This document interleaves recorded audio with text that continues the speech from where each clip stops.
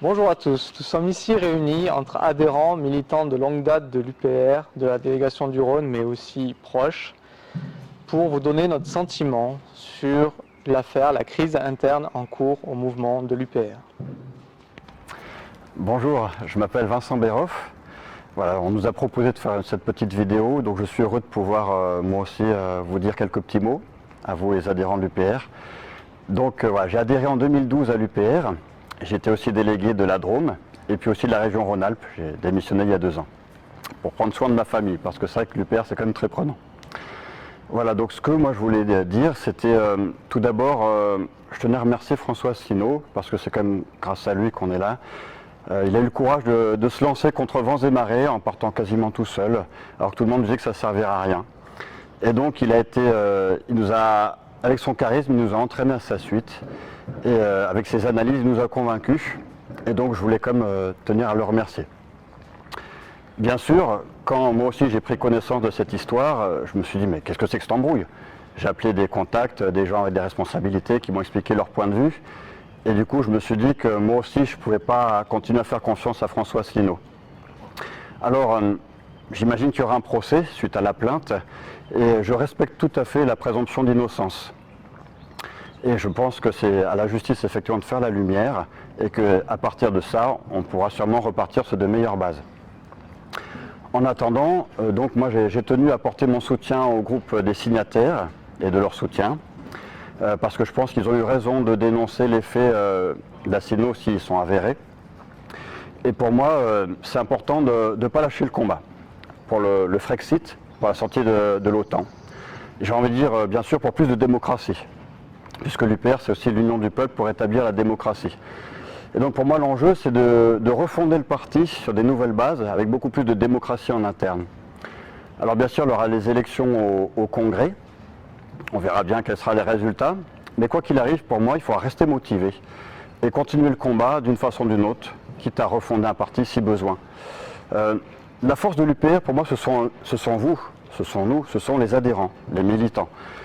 Et d'ailleurs, c'est ce que reconnaissent bon nombre de médias ou d'autres partis qui ont vu combien on était motivés et que c'était notamment grâce à ça que nous avions réussi à obtenir les parrainages, à nous faire connaître, que ce soit sur Internet, par les affiches ou ailleurs. Donc, je remercie à tous les adhérents, merci à ce que chacun apporte à l'UPR, parce que l'UPR, ce sont ses adhérents aussi et peut-être en priorité. Et donc je compte sur vous pour continuer, pour ne pas lâcher et pour rester cordiaux les uns avec les autres, quoi qu'on pense, respecter le cheminement de chacun dans tout ça et œuvrer ensemble dans la même direction pour libérer la France et pour œuvrer pour un monde plus juste et plus humain. Merci. Bonjour, je suis Carole Bozy, adhérente à l'UPR depuis 2012. J'ai participé à toutes les campagnes électorales de François Asselineau. Je l'ai même accompagné lors de sa première campagne. C'était les élections législatives partielles du Lot-et-Garonne. Je m'étais donc déplacée pour venir tracter. J'ai été référente dans le Var. J'ai également été déléguée départementale de la Saône-et-Loire. Je suis maintenant dans le Rhône en tant qu'adhérente. Donc voilà, je bouge en fonction de mes déménagements, mais je suis toujours fidèle à l'UPR. Je suis venue à l'UPR pour les valeurs qu'il défend, notamment l'indépendance de la France, le programme du CNR qui est très important pour moi étant donné que mes 2 parents sont orphelins de guerre. Mon père maternel a été déporté à Buchenwald, il est mort au moment de sa libération, comme un chien sur un banc. Mon papa a été interné avec toute sa famille au camp de Gurs. Depuis qu'il a 13 ans, il ne les a jamais revus. Il a été résistant, il a posé des gamons sur les rails pour faire sauter les trains allemands. Il a participé à la libération de Firminy et de Saint-Étienne. Donc l'UPR pour moi c'est quelque chose de vraiment important. Lorsque j'ai participé à la première université d'automne de l'UPR en 2012 à Doussard, le discours de clôture de François Asselineau m'a ému aux larmes. Et donc j'ai toujours été fidèle à l'UPR et j'étais fidèle à François Asselineau. Les événements qui agitent l'UPR actuellement et les affaires dont François Asselineau est accusé sont graves.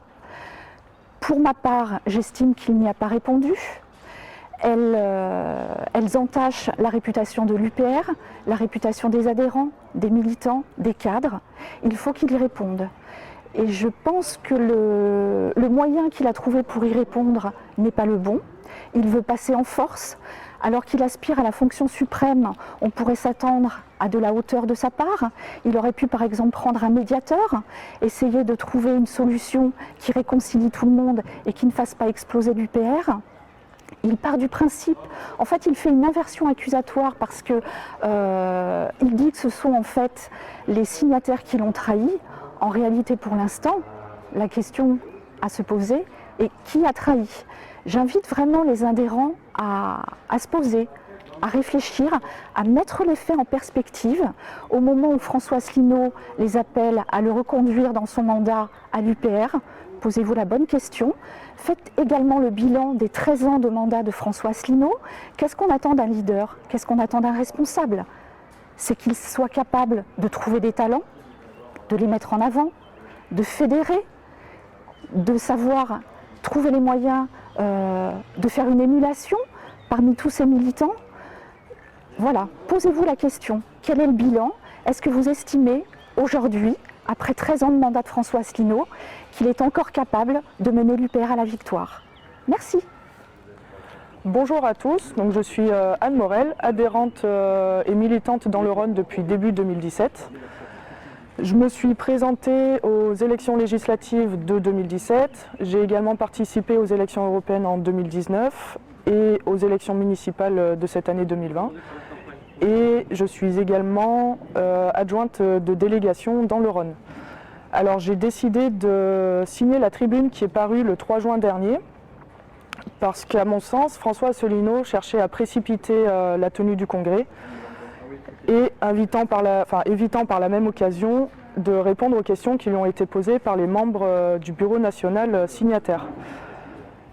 À ce jour, il a sorti une vidéo qui est parue le 6 juin sur UPR TV et j'ai constaté qu'il a soigneusement sélectionné les questions auxquelles il souhaitait répondre, sans contradicteur face à lui. Voilà, il est passé seul face caméra. Donc à ce jour, je vous informe que je soutiens les membres du BN qui sont signataires dans leur démarche.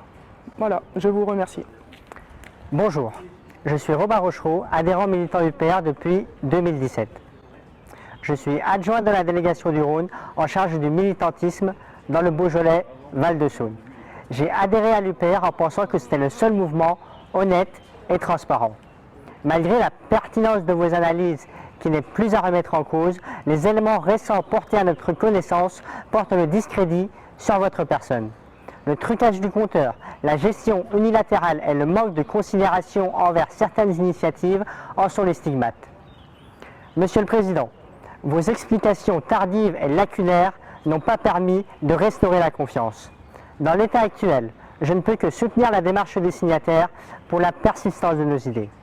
Cependant, je ne souhaite pas votre démission, étant donné que vous commencez à être une figure publique, connue des médias et du grand public, mais que vous vous mettiez en retrait de la gouvernance du mouvement pour lui permettre un nouvel élan. Bonjour à tous, je me présente, Desan Le Gaylor, je suis le responsable de la délégation du Rhône pour l'UPR depuis 2018 et adhérent depuis 2013, depuis lors je milite pour ce mouvement. Je ne vais pas revenir sur l'ensemble des éléments qui ont conduit à cette crise, les fuites sur Internet de conversations privées de notre président, qui a entraîné la lettre du Bureau national qui a elle aussi fuité, puis l'ensemble des prises de parole de notre président et des signataires que vous pourrez retrouver dans le site de chacun d'eux qui sera en description. Donc pour ça, je vous laisserai juger par vous-même. Si je suis là ici, c'est aussi pour témoigner de ma propre expérience dans le mouvement et des raisons pour lesquelles j'ai adhéré à ce mouvement et pour lesquelles maintenant je soutiens les signataires. Tout d'abord, je tiens à remercier François Asselineau pour son combat, sa pugnacité tout au long de ces années qui nous a permis de nous rassembler et de créer ce beau mouvement qu'on connaît. Or, pourquoi je soutiens maintenant les signataires? Parce que je pense que François Asselineau, au vu du traitement qu'il a eu de cette crise, en s'accaparant tous les moyens de communication, sans en laisser la possibilité aux gens en face de s'expliquer publiquement, vu qu'il les accusait publiquement via ses supports, en niant totalement l'avis du Conseil national qui représente l'ensemble des cadres du parti. On parle quand même de 150 personnes concernant le congrès. concernant tout un tas de demandes, de médiation, de propositions qui ont été faites par les cadres. On se heurte aussi aujourd'hui à un mur de silence, aucune réponse, aucun appel à l'ouverture pour essayer de trouver une solution collégiale. Et on tend aujourd'hui vers un congrès précipité, sans que les adhérents aient les éléments pour choisir, sans campagne, parce qu'il ne faut pas, aujourd'hui les conditions qui ont été définies, il n'y aura aucune possibilité de campagne.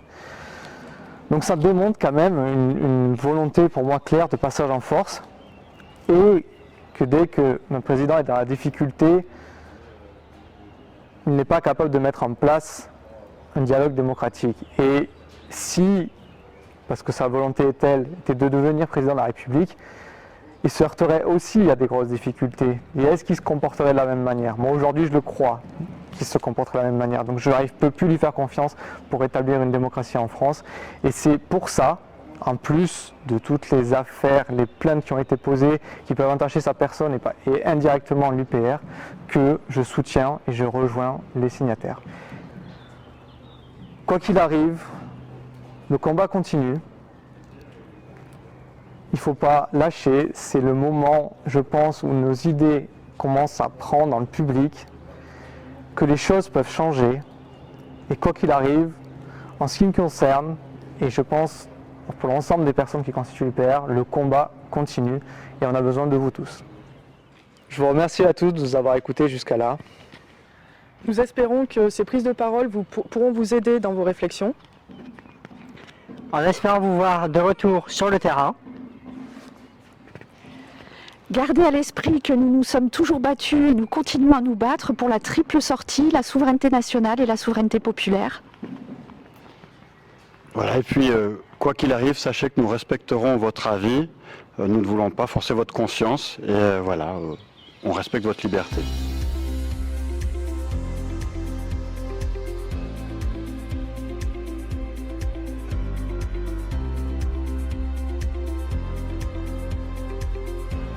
Je vous remercie à tous de nous avoir écoutés jusqu'à là. À lui, on rigole, c'est pas grave. Ouais, ça... Non, si, vu que touche le fun, si on rigole. Ça c'est comme ça. De prêt, on va prendre le micro? De prêt? On va prendre le relais? Je parle plus, mais vas-y, c'est bon.